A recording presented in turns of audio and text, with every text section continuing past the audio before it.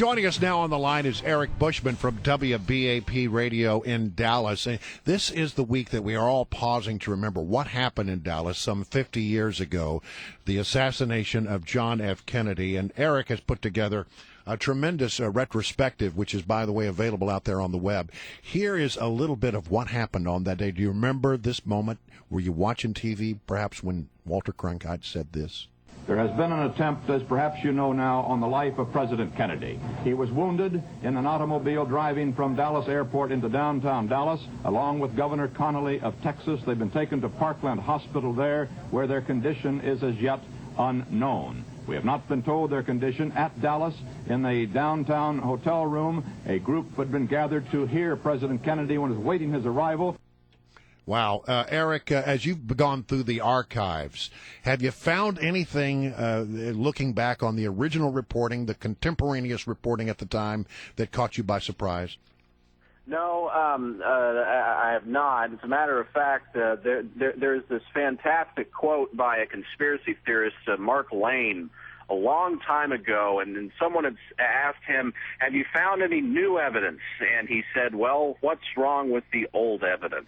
And I think that people on either side of the Oswald did it or it was a conspiracy debate can give that quote. I'll say the same thing when it comes to going back to the historic tapes.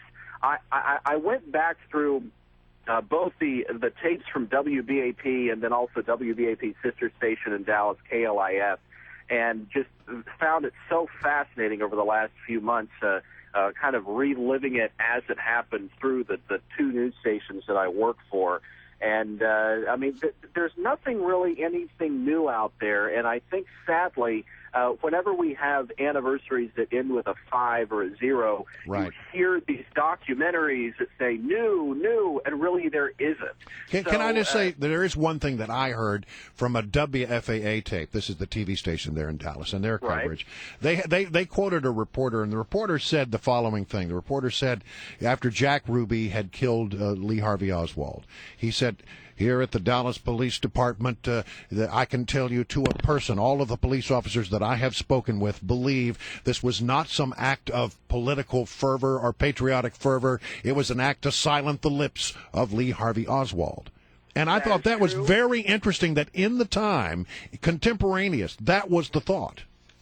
That was the thought, and that was also the thought of newsmen, and I believe at WFAA, either anchor or reporter had said the same thing. That, of course, has been up for a lot of debate as well. There was a recent documentary, though, that I did see that looked at Jack Ruby's shooting of Oswald, how he got into the basement within just seconds before he was brought out. He was at a nearby Western Union office sending money to a stripper of his, and he left his dog in the car. And there's a lot of evidence to suggest that, you know, if Jack Ruby was just a little bit late, he wouldn't have been able to do it. And if Jack Ruby was actually brought in to kill Oswald, he was one of the worst people to be relied upon to actually do so. So it's so amazing how you hear these arguments on either side of that conspiratorial debate, and each argument sounds so convincing. You hear one and you think, oh, yeah, of course. Then you hear the other and you go, oh, well, no, I'm going to agree with that. And that's been kind of the way that people have viewed the assassination if they haven't studied it for themselves over the last 50 years. Our guest is Eric Bushman. He's the lead news reporter on the commemoration of the JFK assassination, of course, 50 years ago this week, down there in Dallas, WBAP.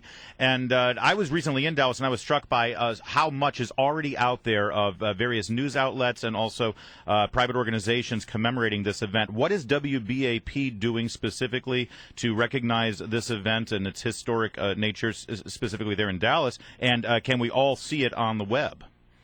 Yes, you can. I have produced over the last few months, and it, of course, is running now, installment number 8 that ran this morning.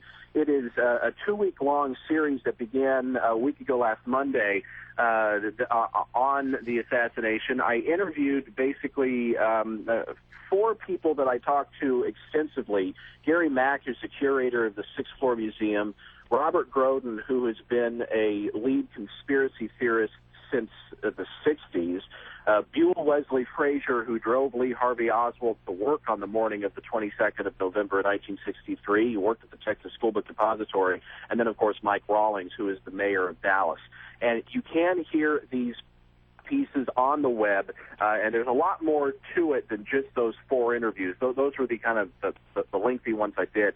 You can go to our website, WBAP.com/JFK50. Great. And after each installment airs, it's put on there, as has a lot of my interviews.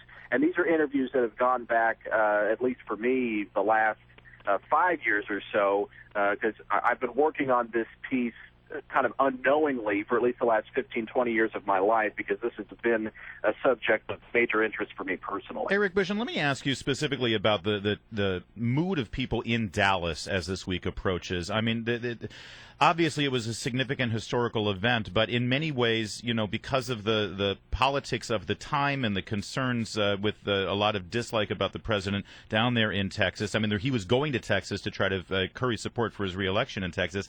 It's got to be a difficult time for the people of Dallas. It is. I know that, and it's interesting that Mike Rawlings, the mayor, he has a CEO background. He was the CEO of Pizza Hut for several years, interestingly enough. And one of the quotes that I pulled from the interview that he talked to me, he goes, "This is a very significant moment in the history of the world that happened in our city. And we can continue to moan about it," he said, "or we can build on it." And he believes that President Kennedy would want us to build on it. And when they established this 50th committee more than a year ago to decide how they're going to do this commemoration on Friday, they took kind of inspiration from President Kennedy's speeches. And President Kennedy was known for building on things and being inspired by what the country can do. Of course, that famous quote asks not what your country can do for you, but what you can do for your country. And they decided to, build on a significant event that unfortunately happened in Dallas, instead of just kind of continuing to walk around with your head down. Yeah, this is where President Kennedy got killed. And I think the mayor's approach is, okay, enough of that. We need to get over that. And we need to commemorate and honor the life and legacy of President Kennedy and really just kind of move on with our lives. All right. Well, listen, it's great to have you, Eric. Thank you so much for joining us this morning. So greatly appreciated. My pleasure. And once again, if you want to see this stuff, WBAP.com, all of these very special reports that Eric's doing right there live from Dallas.